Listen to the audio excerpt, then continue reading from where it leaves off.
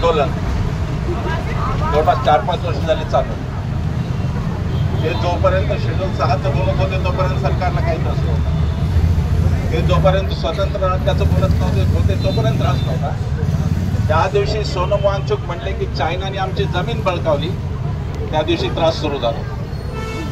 जर सोनम वांगचुक खोटं बोलत असती तर चायनाने आपली जमीन बळकावलेली नसेल आणि तसंच असावं अशी माझी इच्छा आहे देशवास म्हणून.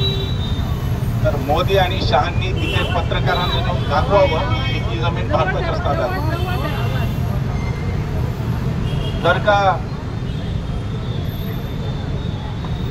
जर का ती जमीन चीनच्या ताब्यात नसेल, सोनम वांगचुक खोटं बोलत असतील, तर मोदी आणि शहांनी भारतीय मीडियाला, त्यांच्यात चाटुगिरी करणाऱ्या मीडियाला तिथे घेऊन जावं आणि दाखवावं की तिथे आपल्या सैनिक आहे. एवढंच साधी गोष्ट आहे, काही विशेष नाही याच्यामध्ये. जर सोनम वांगचुकला खोटं ठरवायचं असेल तर तिथं पत्रकार घेऊन जा आणि दाखवा ती जमीन भारताची. पण ते होत नाही. त्याचं कारण एक खोटारड्या प्रकारची संस्कृती, खोटारडं राज्य आणि एकूणच सगळा खोटेपणा हा यांच्या अंगात भरलेला आहे. त्यांचे ते भक्तुले हे काहीतरी 2007ची नोटीस दाखवत आहेत सगळीकडे सोशल मीडियावर. ही नोटीस 2007ला जर नोटीस होती आणि एवढे गंभीर गुन्हे जर होते तर आतापर्यंत सोनम वांगचुकला अटक का झाली नाही हा प्रश्न आहे. आधी काँग्रेसचं सरकार होतं, आता तुमच्या 56 इंचीचं सरकार आहे गेली 18 वर्ष. त्या नोटिशीवर काय झालं, त्या काय कारवाई झाली आणि ती नोटीस का थांबली तिथे, याच्यावरती बोललं पाहिजे. भले ते संपत्तीचा हिशोब मागतायत. 4.5 लाख रुपयाची फक्त परदेशी देणगी सोनम वांगचुक यांना मिळाली. ती फूड सॉव्हर्निटी, त्याला अन्न सार्वभौमत्व आपण म्हणतो, त्याचं त्या कामासाठी. अरे हिशेब मागायचा तर आधी मोदींना मागा, ज्यांच्या PM केअर फंडामध्ये 16,000 कोटी रुपये आणि त्याचा कुठलाही पारदर्शकपणा नाही. ते कुठल्या RTIच्या खाली तो फंड नाही, तो फंड असा सिक्रेट फंड काय केला. तेव्हा जर तुम्हाला हिशेब मागायचा तर मोदींना 16,000 कोटींचा मागा, मोदींना त्या इलेक्टोरल बॉन्डचा मागा ज्याच्यामध्ये 6,000 कोटी भाजपाला मिळाले. एक असं जजमेंट चंद्रचूड साहेबांनी, महान चंद्रचूड साहेब जगातले सगळ्यात मोठे न्यायाधीश, त्यांनी एक जजमेंट दिलं की इलेक्टोरल बॉन्ड एक घटनाबाह्य आहे.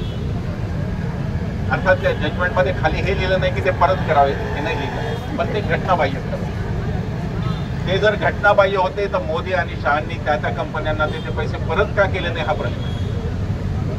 इलेक्टोरल बॉन्ड जर घटनाबाह्य आहे तर त्यातला पैसा तुम्ही कसा स्वीकारता. तर या भक्तुलांना जर हिशोब विचारायचा असेल तर इलेक्ट्रॉनिक बॉन्डचा पण हिशोब विचारला पाहिजे. देवेंद्र फडणवीसांना समृद्धी घोटाळ्याचा हिशोब सुद्धा विचारला पाहिजे आणि अजितदादांच्या 70,000 कोटींचा हिशोब मोदींना विचारला पाहिजे की 70,000 कोटींचा घपला झाला तर त्यात तुमचा वाटा किती होता म्हणून तुम्ही त्यांना अर्थमंत्री केलं, हे मोदींना विचारलं. तेव्हा त्या भक्तुलांना जर हिशोब विचारायचे असेल तर त्यांना बरेच हिशोब विचारावे लागतील. अजून एक सुरू केले की पाकिस्तान कनेक्शन, म्हणजे जसं काय सोनम वांगचुकनी पाकिस्तान भरून काहीतरी हातमिळवणी केली आणि काहीतरी करते. अरे पाकिस्तान कनेक्शन पहिलं तुमचं आहे. पाकिस्तानच्या निर्मितीच्या आधीचं पहिलं कनेक्शन तुमचं आहे. जेव्हा तुमच्या हिंदू महासभेने जिनाच्या बरोबर निवडणुका लढवल्या, युती होती तुमची, महायुती, महायुती होती तुमची या शिंदेच्या महायुतीसारखी, आणि तुम्ही एकत्रित निवडणुका लढवत होतात. पहिलं कनेक्शन तुमचं ते पाकिस्तान. भारतीय जनता पार्टीचं दुसरं कनेक्शन पाकिस्तानचं लालकृष्ण अडवाणी हे आहे. ते जिनांच्या कबरीवर गेले, जिनांना सेक्युलर म्हणले. काँग्रेसचा किंवा इतर कोणत्याही पक्षाचा नेता जिनाच्या कबरीवर कधी गेला नव्हता. हे तुमचं दुसरं कनेक्शन. तुमचं तिसरं कनेक्शन वाजपेयींचं आहे. त्यांनी कारगिल झाल्यावर सुद्धा परवेज मुशर्रफला बोलवलं होतं आग्रा परिषदेला, त्याची मेहमान नवाजी केली. हे तुमचं तिसरं कनेक्शन. चौथं कनेक्शन तुमचं पाकिस्तानचं, ते जिथे मोदीजी बिर्याणी खायला उतरले. नवाज शरीफांचा वाढदिवस होता आणि मोदीजी बिर्याणी खायला परस्पर उतरले होते विमानातून, ते तुमचं चौथं कनेक्शन. आणि तुमचं 5वं कनेक्शन पाकिस्तानचं हे क्रिकेटची मॅच आहे, जी केवळ अमित शहाचा मुलाचा धंदा चालावा म्हणून तुम्ही पहलगामचे शहीद विसरलात, पर्यटक विसरलात, सैनिक विसरलात, विमानं पाडली ते विसरलात आणि तुम्ही तिथे पाकिस्तानबरोबर सामना खेळलात. ते तुमचं डायरेक्ट आर्थिक कनेक्शन आहे पाकिस्तानशी.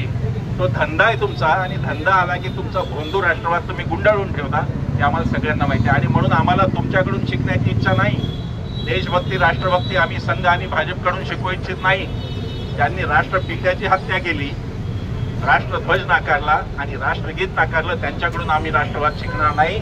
आमचा भारतीय राष्ट्रवाद, संविधानाने आम्हाला दिलेला कितीतरी मजबूत राष्ट्रवादी, तोच राष्ट्रवाद आम्ही घेऊन पुढे जाऊ. ही आपली फक्त पहिली कृती असं मला वाटतं. सोनम वांगचुकला सोडत नाही तोपर्यंत गोष्टी चालूच राहिल्या पाहिजे आणि ही पहिली कृती असं मी समजतो. आणि यानंतर सुद्धा गांधी आणि आंबेडकर यांना न सोडता, गांधीजींची अहिंसा आणि बाबासाहेबांचं संविधान न सोडता सोनम वांगचुक जोपर्यंत परत येत नाही तोपर्यंत ही लढाई चालू राहील. आज त्यांच्या पत्नीने असेलने आपल्याला सांगितलं हेबियस कॉर्पस दाखल केलं, त्याच्यामध्ये समोर माणूस आणा ही त्या याचिकेचं वैशिष्ट्य. आता बघू उद्या काय करतात आणि कोर्ट काय करतं आम्हाला बघायचं आहे. सुप्रीम कोर्ट काय करतं आम्हाला बघायचं आहे. सुप्रीम कोर्टाला हात जोडून विनंती आहे की हा देश लोकशाहीच्या शेवटच्या टप्प्यात आहे, कृपा करून तुम्ही आता देशाची आशा घालू नका.